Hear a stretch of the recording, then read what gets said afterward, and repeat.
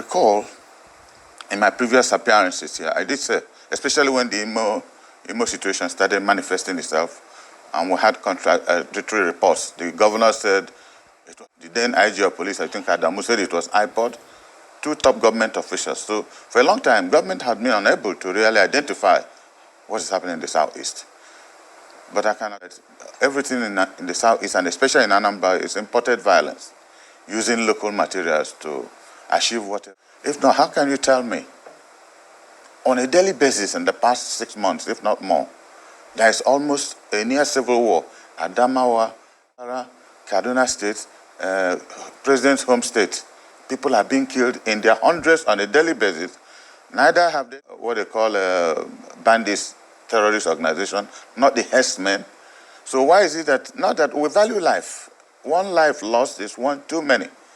But what is peculiar with Anambra State, that has not happened in other parts of the country. And that's why I said they have an aim of declaring a state of emergency to achieve a purpose. I said it about 2-3 months ago, and somebody was saying, how am I sure?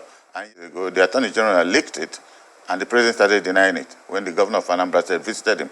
So I don't know what their intention is, what they are planning, but whatever it is they are planning, the Lord will not allow it happen. But are you not worried with the increased rate of killings in that state? Now, when the insecurity started rising, Anambra wasn't that much of a state that was attracting attention. We had more of killings in Ebonyi, we have more in Imo State. But just a few weeks to the election, the governorship election, we just suddenly saw an upsurge in killings, particularly prominent people, in recent times. So isn't that a cause for worry, really? You see, when I used the word imported violence, it showed you that some powers that be felt uncomfortable that with all the crises in most parts of this country, that Southeast appears to be, apart from the problem in Imo State resulting from the fake election result that the Supreme Court gave there, that was the main problem there. Every part of Igbo land was cool and quiet, and they felt uncomfortable with it. So that is why I use the phrase imported violence. They will be happy because anything that happens in Igbo land is entirely different, as if it is...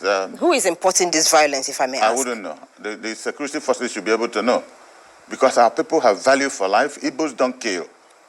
Before you see an Igbo man kill another Igbo man, it will be like going to Lagos on foot. Our people don't kill. We might make noise, make mouth, but killing is not part of our, it's not our character. So because when the people that captured me, some of them were speaking Igbo and some were not speaking Igbo. And I had long-time discussion with them. Because one of them felt so sad because I was calling the blood of Jesus, and he says, "Oga, I'm a Christian. But what is happening in your place is not originating in your place. People don't like Igbos. People don't like your people." Some people are still fighting the civil war. They are uncomfortable that the situation in Igbo land. They come there, they want all of us to be destitute. They see that people are struggling on their own. There's not a single federal government presence there. And yet they are not comfortable. We have said, take your presidency, take everything, leave us alone. And see, they don't want to leave us alone. Now, let's look at the fundamentals.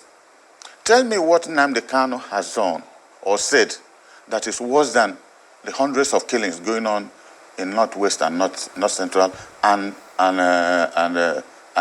Kaduna State in particular. The governor of Niger State, only about 4 days ago, said that he's virtually lost control of his state, that about 400 communities, he's lost control. And there is no even mention of declaring a state of emergency. Not to talk of Zamfara. More than 15, 20 people may have been killed in Anambra. One life too many. But that is not comparative or comparable to what is happening in the Northeast. And yes, government has not made any mention of declaring another state of emergency in his home state, where his governor is complaining every day, or Zamfara State, or Kaduna State, or Niger State. So you can see that they are, there's a different agenda of knowing that Anambra is the centerpiece of Igbo land. If Anambra falls politically, there's a different agenda coming up. And I have said it once here. The agenda is not just capturing Anambra, it is Islamization. That is what is happening in this country. And I've warned our people to be up and doing and watch people who go around preaching one thing or the other. If not, tell me, look at the rate at which people are jumping into APC.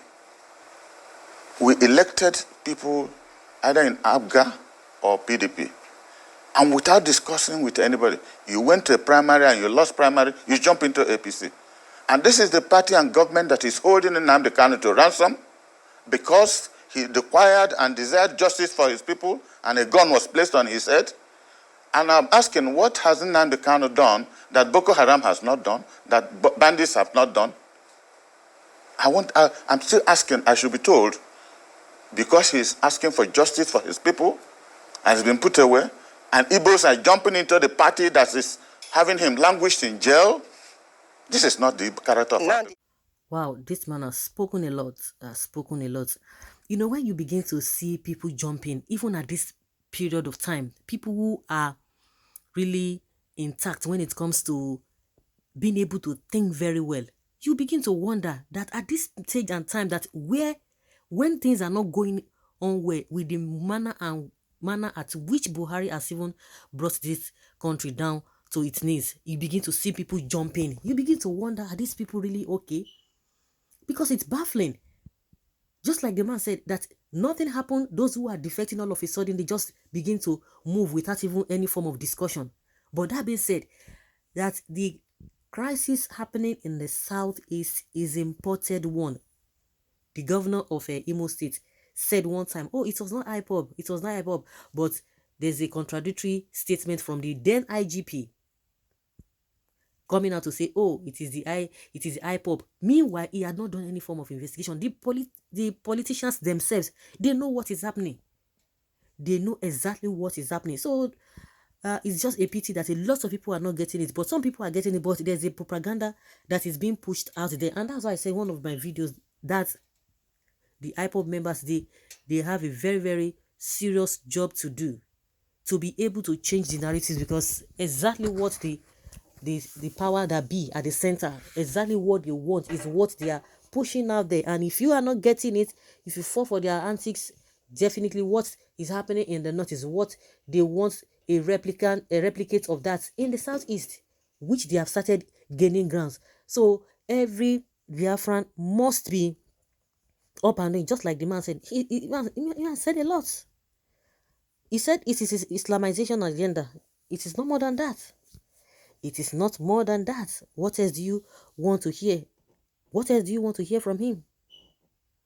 It's just unfortunate that people are not really getting it.